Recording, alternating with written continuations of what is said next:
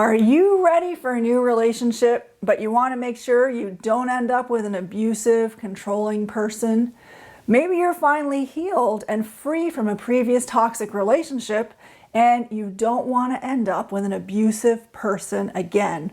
In this video, I'm going to share with you 3 things to watch out for before you get into a serious relationship.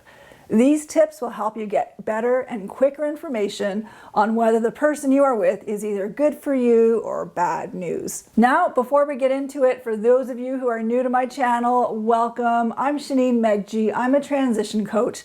Welcome to my channel called Toxicity is Not Your Destiny. My mission is to help people navigate toxic relationships in their lives from a biblical, practical, and spiritual perspective. So if you like this video, take a moment, click that subscribe button, click on the bell, because every single week I'm going to be bringing you a new video to empower you in navigating toxic relationships. So without further ado, let's jump into the subject. When it comes to meeting new people, you obviously don't want to be on a witch hunt. You don't want to enter into relationships from a position of fear and suspicion, because that is the opposite ditch of naivete and not seeing the red flags. That's a ditch that you can fall into. So it's a healing thing to be able to enjoy getting to know someone, to have hope that you can find love or friendship or partnership, while also being able to filter out potential people who may cause setbacks or damage in your life. So how can you do that? Let me give you 3 key ways. Tip number 1, when you meet someone, it's a really good idea right away before you get too attached to expose or observe that new person in as many different types of situations as possible to get a sense of who they are.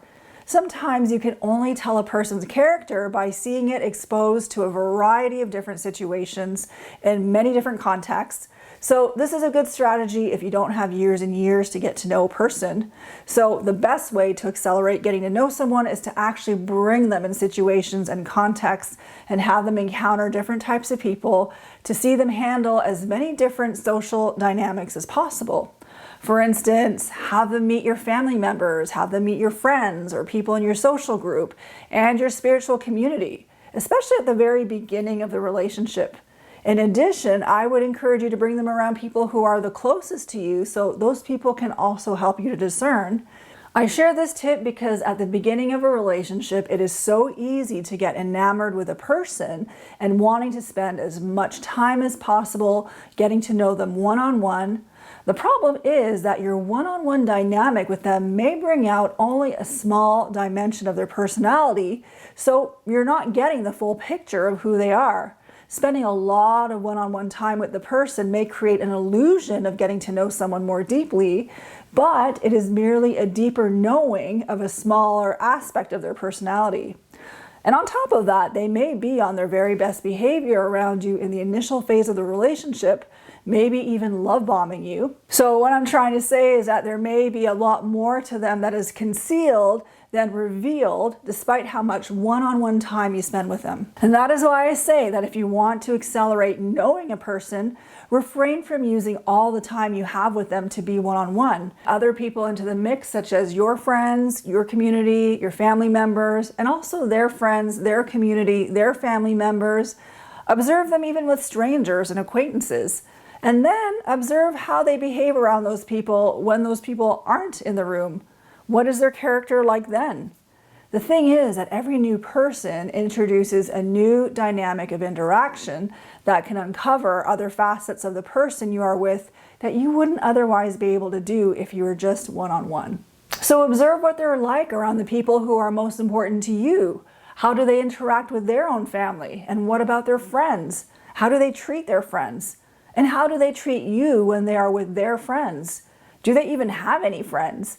If they don't have any close friends or long-term friends, well, that's a red flag to pay attention to. So moving on to the next tip. Tip number 2.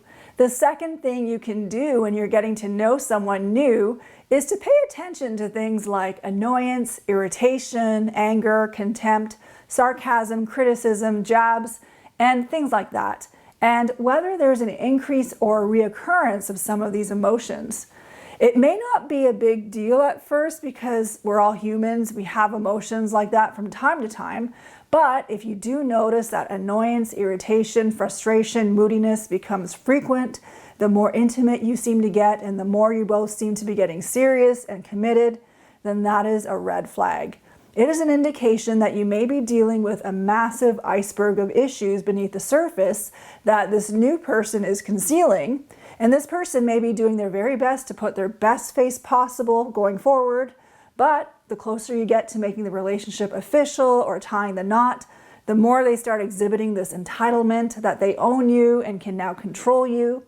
And so these negative attitudes leak out from them. So what can you do? I would suggest you don't react just yet, but disengage your heart and observe them.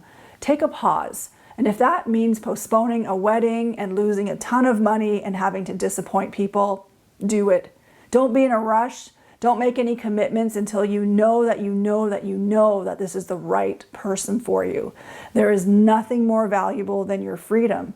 And Jesus paid a huge price already for you to be free.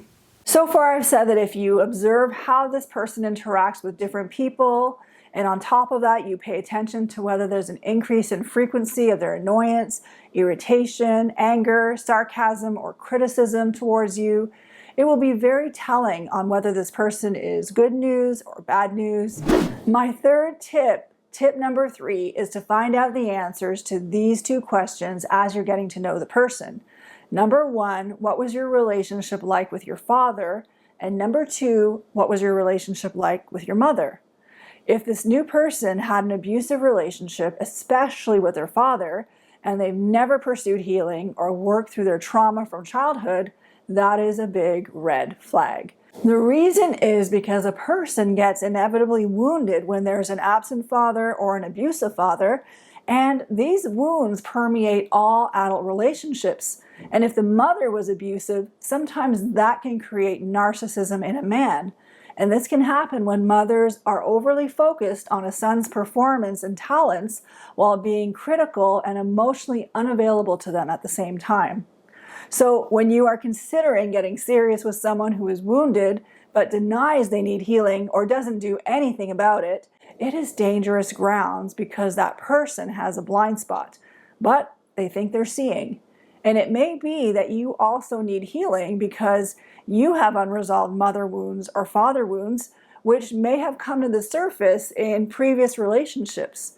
So unless you pursue healing from those wounds are destined to sabotage every relationship in your life. Now, when you're getting to know someone who has had an abusive upbringing and they have not pursued healing for any of their issues, and now they're professing to be a Christian and that Jesus has forgiven them, so now all their past issues have been nailed to the cross and taken care of, and they don't need to do anything, just know that that is a deception. Jesus very well died for them, but being saved and completely healed, delivered, and set free are 2 different things. You can be saved while still needing to walk out healing. No person ever becomes perfect right after they're saved. It is still up to the person to appropriate what Jesus Christ did in their lives, and that's a lifelong journey. And the Bible is very clear that we are to work out our salvation with fear and trembling. And it also says that the flesh and the spirit are at war against each other. So we have to actively make a decision at every moment in our lives to walk in the spirit and not in the flesh. One of the ways to overcome the works of our flesh is to get healed from our wounds. And the first step is admitting you have them. And the second is to take action and get healing. Someone who says Christ did it all so they have no responsibility is a red flag. It is a misappropriation of God's grace, and it's a spiritual cover-up for someone who doesn't want to look at themselves in the mirror and take responsibility. So let's recap the 3 tips. When you are getting to know someone new and you want to discern if they are a safe person for you, do these 3 things. Number 1, observe them in as many environments and with as many types of people as possible, especially how they act around the people closest to you and closest to them. Number 2, pay attention to negative emotions that could be leakages of who they really are outside the person they are portraying themselves to be in order to impress you. And number 3, find out about their relationship with their mother and father, and if they've done any type of healing, personal development, or growth. If you watch for these 3 things and take action on them, I believe they can not only give you insight into the person you're with, but spare you from being plunged into unnecessary grief and heartache. And of course, the most important thing you can do, in addition to the things I shared, is to invite Jesus Christ to be in charge of your life and ask Him to order every single relationship in your life.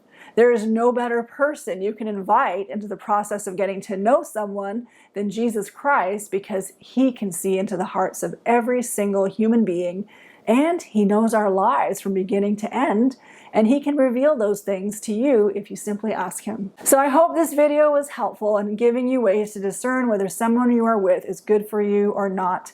And if you are thinking of leaving or have left a toxic environment and you are in a season of transition, check out a free training I have put together. It is all about 3 key ways to navigate a difficult transition.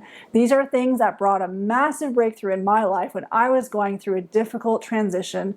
I have included the link in the description below. If you would like to see more content from me and have not subscribed yet, click that subscribe button and click the bell so that you can get all the alerts, because every single week I will be posting a new video to empower you in navigating toxic relationships in your life. This brings me to the end of my video. Thank you so much for watching. I appreciate you. I look forward to seeing you in the next video.